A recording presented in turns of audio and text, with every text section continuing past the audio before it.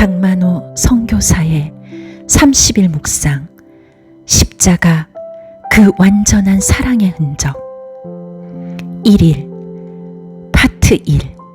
예수 약속으로 오시다. 이미 오신 메시아. 2025년 9월 8일 묵상 내용. 오늘의 성경 본문 이사야 9장 6절. 한 아이가 우리를 위해 태어났다. 우리가 한 아들을 얻었다. 그의 어깨에는 주권이 있고 그의 이름은 기묘자, 모사, 전능하신 하나님, 영원하신 아버지, 평화의 왕이라 불릴 것이다. 오늘의 한 문장. 아직 눈앞에 보이지 않아도 영원하신 하나님의 약속 안에서는 이미 이루어진 일입니다. 예수님이 오시기 약 700년 전 선지자 이사야는 예수님께서 이 땅에 오실 것을 예언했습니다. 그런데 놀랍게도 그 먼 훗날 일어날 일을 마치 이미 일어난 일처럼 선포했습니다. 한 아이가 우리를 위해 태어났다. 우리가 한 아들을 얻었다. 이사야는 하나님께 받은 예언을 영원하신 하나님의 시간과 공간의 관점에서 바라보았습니다. 우리에게는 아직 미래이지만 과거와 현재와 미래에 모두 계시는 하나님께는 이미 성취된 일입니다. 예수 그리스도께서는 어제나 오늘이나 영원토록 한결같으신 분입니다.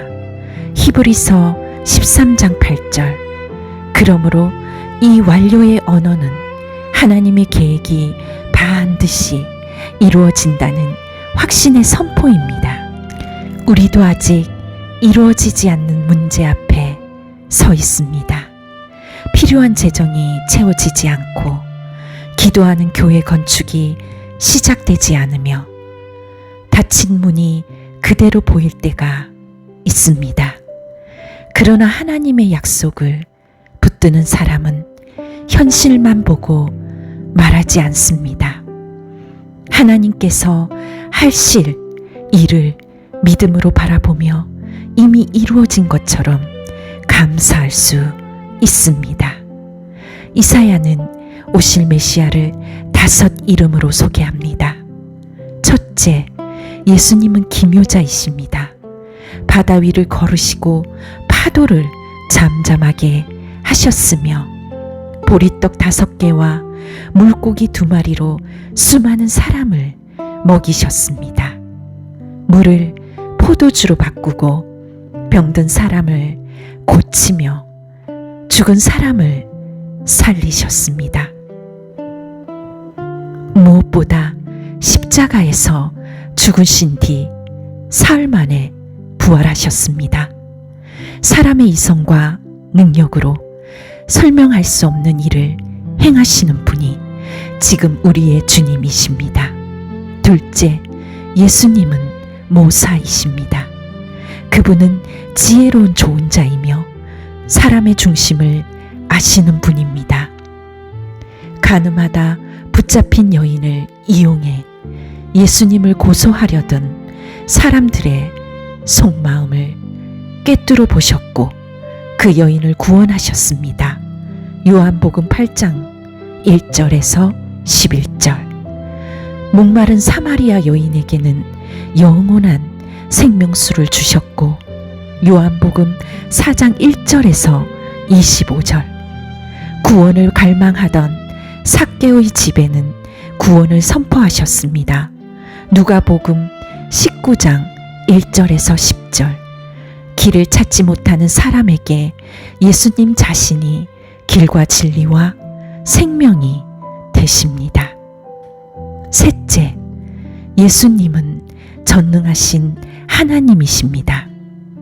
하늘과 땅의 모든 권세가 내게 주어졌다. 마태복음 28장 18절.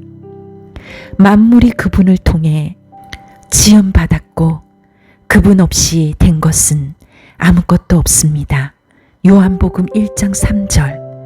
내가 이길 수 없는 세상과 권세가 있더라도 전능하신 왕께 맡길 때 그분이 우리를 위해 싸우십니다. 넷째, 예수님은 영원하신 아버지이십니다. 그분은 이 땅에 잠시 머물다 사라진 분이 아닙니다. 나는 너희를 고아처럼 내버려 두지 않고 너희에게 다시 오겠다.